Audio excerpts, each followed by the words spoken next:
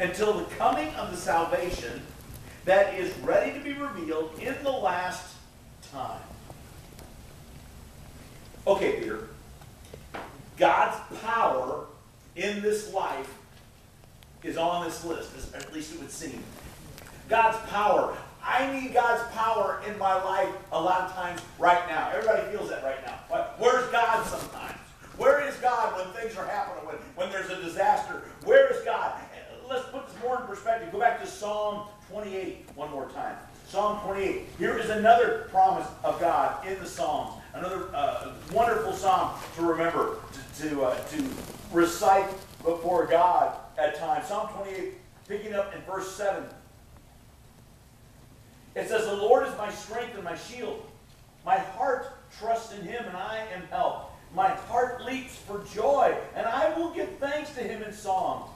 The Lord is the strength of his people, a fortress." There's that fortress and shield and all that again. The Lord is the strength of his people, a fortress of salvation for his anointed one. The problem is this. We want all those promises right now. We want them in this life, in the here and now, right now. We don't want Satan to ever lay a glove on us. It's a boxing metaphor. Maybe you don't understand. Muhammad Ali was, I got involved interested in boxing when I was a kid because of Muhammad Ali and Joe Frazier. And so I love those fights, the Thriller from Manila. And so you guys remember when they had the big fight over there in Manila, the Philippines. But Muhammad Ali was this incredible athlete, probably one of the best athletes ever, certainly of his time. And he would do this rope-a-dope thing where he'd just get up against the ropes and he would cover up his face and he would let a guy just punch himself out like this. Never hurt him. Never bothered him. You couldn't hurt him by hitting his body. His body was that buff. And then when the guy's arms would get so tired, he just couldn't almost hit him anymore. Guy would drop his guard a little bit. I mean, have you ever done anything with your arms really hard like that? You know, hard, and he would just come off that rope-a-dope and just start bouncing the guy in the head. See, we think Satan should never lay a glove on us. Because I'm God's anointed. Satan, run. You know what he does? He doesn't fight fair. His job is to beat the snot out of you and me every chance he gets. And you know what? He knows what our greatest weaknesses are. He does not fight fair. And we think that in this life, because I'm a Christian, that we should get this spiritual force field around us. I was watching The Incredibles the other day, do some channel surfing. And the kids don't know their powers yet. If you remember the Incredible movies, it's a cute little movie. And the little boy is super fast, and his sister figures out that she can become a force field anytime she wants to. So at one point, the bad guys are shooting out, and she becomes a force field, and he actually gets inside. So all the dust, and they're flying, and there he's still, because she's the force field. And then they figure out that he can run inside of her, and she starts running like a bite. This is really good. But that's what we want, isn't it? We want this invisible force field that's around us all the time. Then we say, yes, Satan, ta-da, ta-da, ta-da. That is not how it works.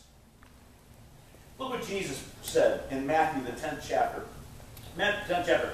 This keeps things in true spiritual perspective. Because we have to remember, there is more to life than the realm that we live in. More on that in a moment. Look at Matthew, the 10th chapter, verse 28. Do not be afraid of those who kill the body but cannot kill the soul. Rather, be afraid of the one who can destroy both soul and body in hell. That's kind of a judgmental sound there, I'm telling you what. You know. But the key is this. There are two realms. Somebody says, well, I'm going to kill you. I used to have this one Christian song. It was back in the old early Christian rock days. And it said, you can take my money, but if it's my life, you can't have it. My life belongs to the Lord because I'm going to live forever. And then he went on to preach to the guys that hold him up, supposedly, you know. And he gives him his money and he walks away. Folks, we put too much stock into this life sometimes.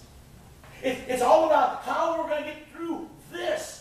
Born-again believers, we are shielded by God's power no matter what happens in this life. And if you go to Romans, the 8th chapter, verses 37 to 39, you don't have time to read it, but it says that nothing can conquer us. We are more than conquerors when we're in Jesus Christ. Nothing can separate us from the love of Christ.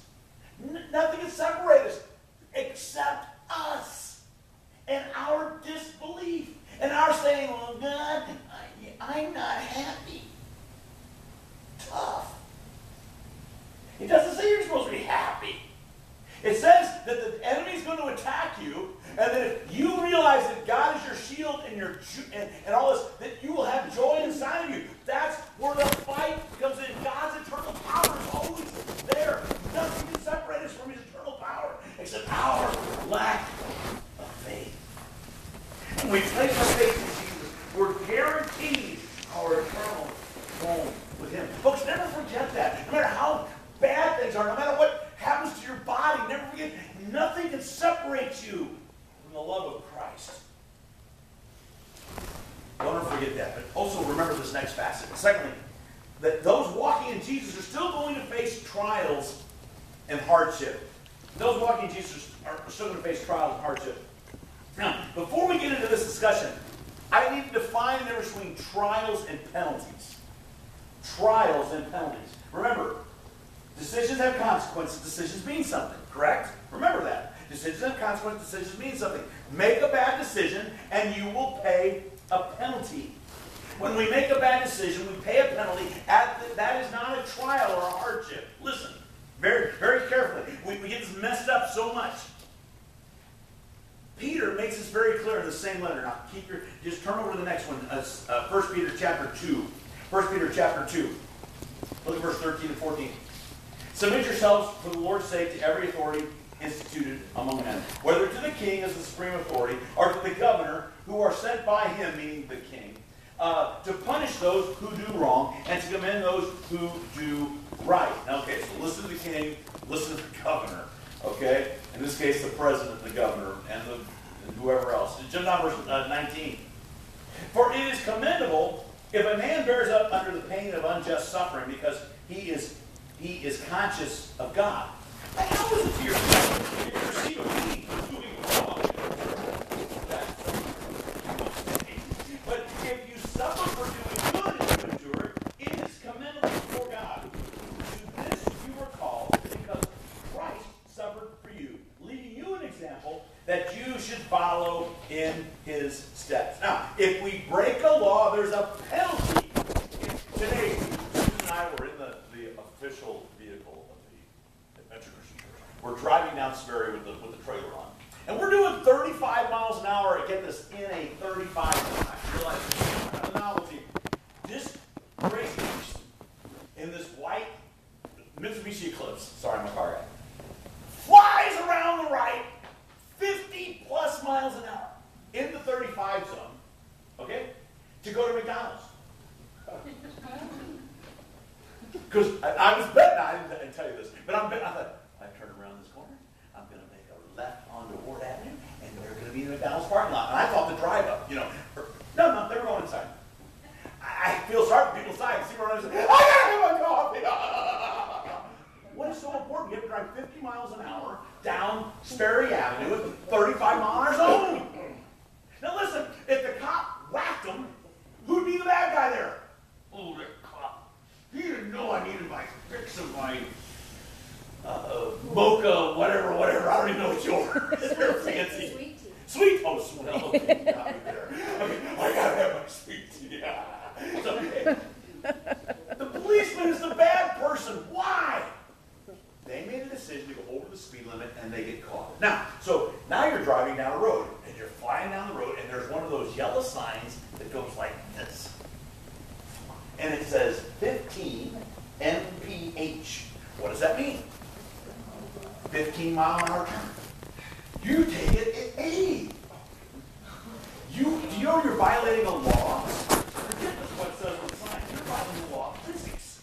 The contact patches, which is the part of the tire that actually touches the pavement, those 4 contact patches, first of all, you are going to step on the brake harder than you ever stepped on it before, which means all of the weight is going to be transferred to the front 2 contact patches. Then you're going to cut the wheel, which means all the weight is going to be transferred to 1 contact patch. The next thing you're going to contact is the fence. Because you broke a law of physics. You can't get out of the car and say, God, why did you do this to me? Because God's going to say, you're an idiot. You broke the law. You break the law of physics. You break the law of man. There are penalties because you made a decision. It's not God's fault. Sorry. I think God laughs a lot.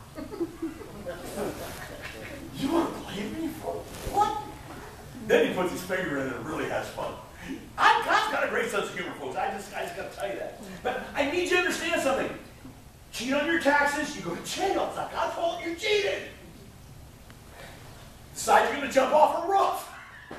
You're going to break something. Duh! It's not God's fault you broke something because you jumped 20 feet off a roof.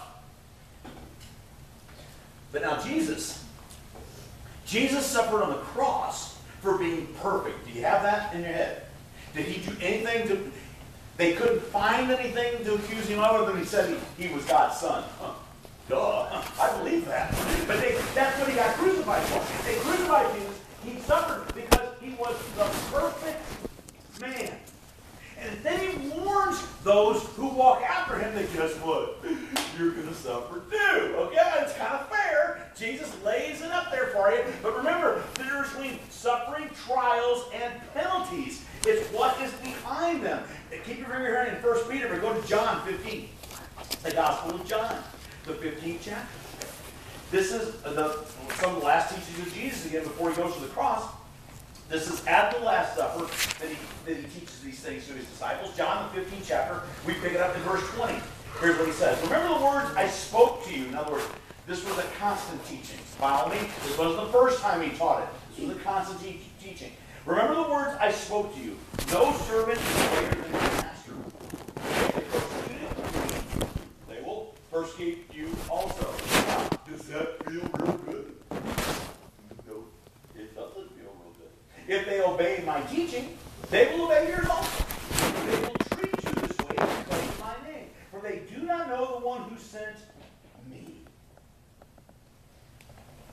If you are acting rightly before God, keeping his word, persecution will come into play.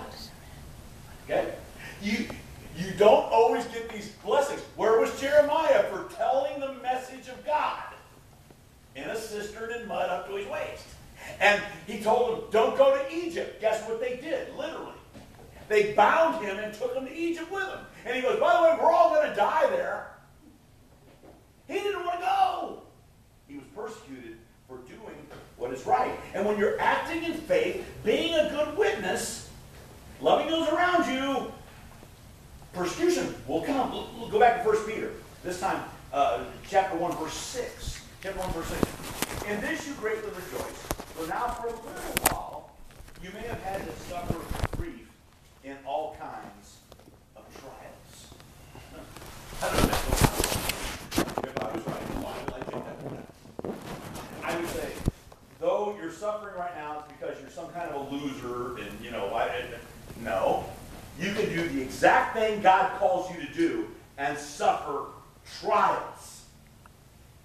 Are you covered by God's power eternally? Yes! There's nothing in this life that can separate you from the love of God. Period. End of discussion.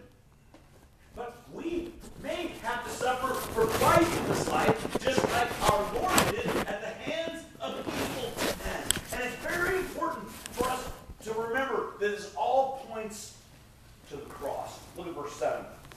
These have come, these trials, these have come so that your faith, of greater worth than gold,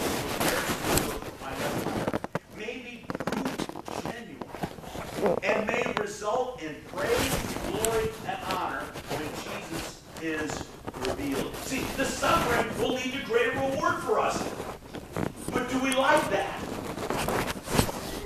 No, we don't like it. When we get reward, it's because Jesus gets glory. And sometimes the glory is, how was the cross? Was that a good day for Jesus, you think? That's a pretty bad day for Jesus. But was he glorified as a result of that bad day? He now has the name that's above every name. He sits at the right